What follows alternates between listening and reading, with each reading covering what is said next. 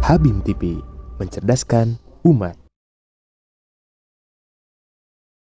Bismillahirrahmanirrahim. Assalamualaikum warahmatullahi wabarakatuh. Alhamdulillahirabbil alamin. Alhamdulillahilladzi anzalal Qur'an hudal linnasi wa bayyinatin minal huda wal furqan. Asyhadu an la ilaha illallah wa asyhadu anna Muhammadar Rasulullah. Sahabat Habim TV rahimakumullah. Dalam kesempatan yang berbahagia ini kami ingin mengajak kepada seluruh umat Islam untuk merenungi satu fenomena di mana hari ini umat Islam memiliki masalah dengan Al-Quran. Baik itu masalah dengan membaca ataupun masalah dalam mengamalkan dan menegakkan Al-Quran itu sendiri. Ini tentunya masalah yang harus kita pikirkan bersama. Karena bagaimanapun Al-Quran adalah sumber kehidupan. Tanpa Al-Quran, manusia akan mati. Meskipun ia bernyawa, tapi kalau tidak terikat, tidak diisi dengan nilai-nilai Al-Quran, maka hakikatnya ia mati. Karena jiwa dan hatinya akan mati. Tertutup karena tidak disinari dengan cahaya Al-Quran itu sendiri. Banyak keterangan Al-Quran yang menjelaskan bahwa Al-Quran ini adalah sumber kehidupan. Sebagaimana dalam surat Ar-Ra'd, Allah Subhanahu wa taala berfirman, "Walau anna Qur'anan suyirat bihil jibal, au quti'at bihil ardu, au kulima bihil mauta." Ila akhir ayat. Di sini disebutkan bahwa Al-Quran diantaranya adalah berfungsi au kulima bihil mauta, untuk menghidupkan orang yang hatinya mati, untuk menghidupkan orang yang jiwanya tertutup oleh nilai-nilai dosa, tertutup oleh hijab-hijab dunia, tertutup oleh angan-angan yang ditawarkan oleh setan itu sendiri. Bahkan dalam ayat yang lain Allah Subhanahu wa taala berfirman, "Ya ayyuhalladzina amanu stajibu lillahi walir rasul idza da'akum lima yuhyikum." Bahwa seruan Allah dan seruan Rasul dalam Al-Quran ataupun Al-Hadis adalah lima yuhyikum, memberikan kehidupan, menawarkan kehidupan yang nyata baik di dunia maupun akhirat. Sedangkan selain daripada seruan Al-Quran, seruan Allah selain yang tidak tertera dalam Al-Quran, seruan siapapun ini adalah adalah kematian, bahkan ujungnya adalah sebuah kecelakaan. Maka tentunya di sini kita pada akhirnya harus terbuka dengan problematika yang terjadi di antara umat Islam dengan Al-Quran. Di antaranya adalah bagaimana Al-Quran ini hanyalah tinggal huruf dan tinggal tulisan saja. Al-Quran mati ya secara nilai dan secara wahyu, sehingga tidak menjadi energi. Sebagaimana dalam hadis disebutkan riwayat Bukhari bahwa akan muncul satu umat, satu kaum dari arah timur yang mereka membaca Al-Quran tapi hanya sebatas kerongkongan saja. Mereka keluar dari agama secepat keluarnya anak panah keluar dari busurnya. Ini menjadi sebuah ancaman bagi kita ketika Al-Quran hanya sebatas tulisan dan bacaan saja, menjadi huruf-huruf yang mati, menjadi nilai-nilai yang ditinggalkan. Nah, disinilah problematika kita. Ketika kita berjarak dengan Al-Quran, dalam arti Al-Quran hanya jadi bacaan saja, tanpa agenda untuk melaksanakan dan menerapkan Al-Quran menjadi sumber nilai bagi kehidupan manusia, maka ini akan menjadi sebuah kesalahan. Al-Quran dibaca, Al-Quran dihafalkan ini untuk dijalankan.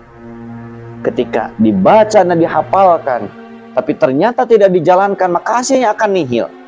Al-Quran tidak akan berfungsi. Sehingga mau sebanyak apapun hafalan, kalau seandainya tidak terikat dengan nilai-nilai yang ia baca, maka hakikatnya ia mati.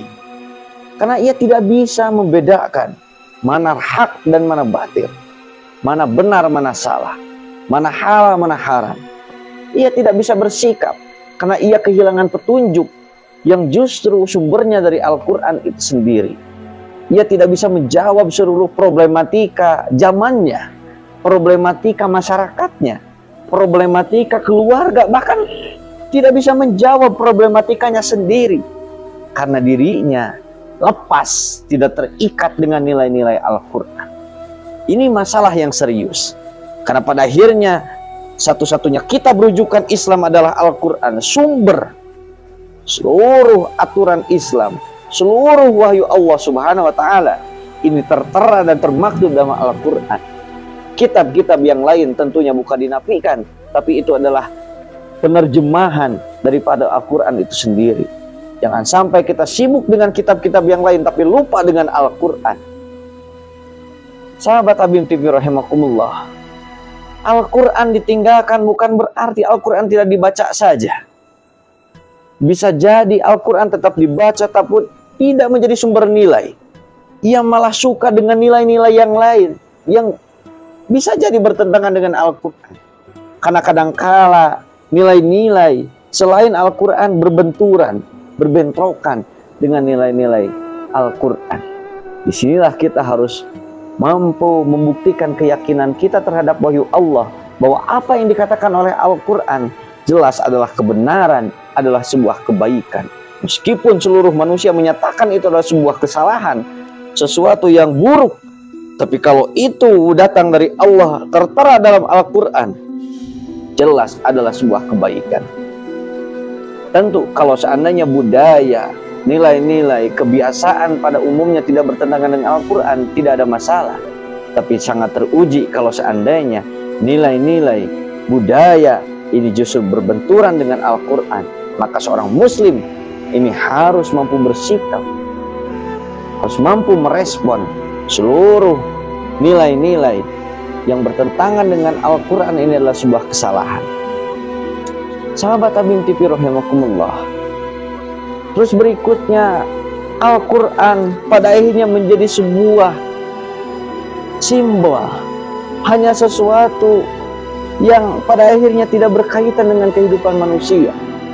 Sebagaimana dalam Al-Quran surat Al-Furqan ayat 30, Allah Subhanahu wa Ta'ala mengabadikan bagaimana kegelisahan Rasulullah SAW dengan firman-Nya, wa qala ar-rasul ya rabbi inna qaumi ittakhadhu hadzal qur'ana mahjura. Rasulullah mengutarakan kegelisahannya kepada Allah, ya Allah, sesungguhnya kaumku meninggalkan Al-Quran. Ini jelas satu kondisi yang harus kita waspadai ketika hari ini kita mendapatkan fakta bahwa ternyata angka umat Islam di Indonesia yang tidak bisa membaca Al-Quran ini sampai menginjak 65%. Ini data yang sangat banyak, yang tentu kalau dibiarkan ini akan terus berlanjut, dan ini akan menjadi musibah pada akhirnya yang menimpa kepada kita sendiri. Jangan sampai kita justru menjadi kaum yang menunggu musibah akan terjadi karena kita tidak bertanggung jawab. Maka di sini bagaimana nilai-nilai Qur'ani dari sejak awal kita tanamkan kepada anak-anak kita, tanamkan kepada diri kita, dan tanamkan kepada keluarga kita. Mau siapa lagi yang pada akhirnya menghidupkan Al-Quran selain umat Islam? Umat selain Islam saja bangga dengan kitab-kitabnya. Kristen bangga dengan kitab Injilnya. Begitu pula agama-agama yang lain. Maka tentunya kitab yang harus kita banggakan adalah Al-Quran, yang kita yakini bahwa Al-Quran adalah satu wahyu yang menjadi mukjizat Nabi Muhammad sampai akhir zaman, yang legalitasnya, kualitasnya, dan kemurniannya ini dijamin oleh Allah Subhanahu wa Ta'ala, tidak akan pernah berubah walaupun satu huruf ataupun satu titik, karena sesungguhnya Allah menjamin Al-Quran ini akan terjaga menjadi suatu panduan bagi umat Islam sampai hari kiamat. Sehingga seandainya kalau kita hari ini tidak bergerak menghidupkan Al-Quran, maka jelas generasi kita akan tergiur dengan budaya-budaya yang hari ini begitu deras. Bukan hitungan menit, hitungan detik hari ini. Nilai-nilai, budaya-budaya, gaya hidup dan sebagainya begitu tersebar luas lewat media sosial. Dan ini pada akhirnya akan menjadi musibah kalau seandainya tidak dibingkai dan tidak diimbangi dengan pendidikan Al-Quran. Sahabat Habib TV rahimakumullah, maka demikianlah beberapa problematika yang terjadi bisa jadi dalam diri kita ataupun dalam keluarga dan masyarakat kita. Adanya keterpisahan, adanya jarak antara kita dengan Al-Quran. Bahkan naudzubillah, kalau seandainya justru kita hilang interaksi dengan Al-Quran, sulit terhubung, sulit mendapatkan nilai-nilai dari Al-Quran, sulit mendapatkan hikmah dari Al-Quran, maka ini menjadi sebuah problematika yang harus kita pikirkan bersama. Mudah-mudahan untuk penjelasan berikutnya kami akan sajikan dalam part kedua. Mudah-mudahan ini menjadi pengantar bagi kajian kita dalam menyikapi problematika dan kondisi dan situasi terkait interaksi kita dengan Al-Quran. Nastagfirullahi walakum. Assalamualaikum warahmatullahi wabarakatuh.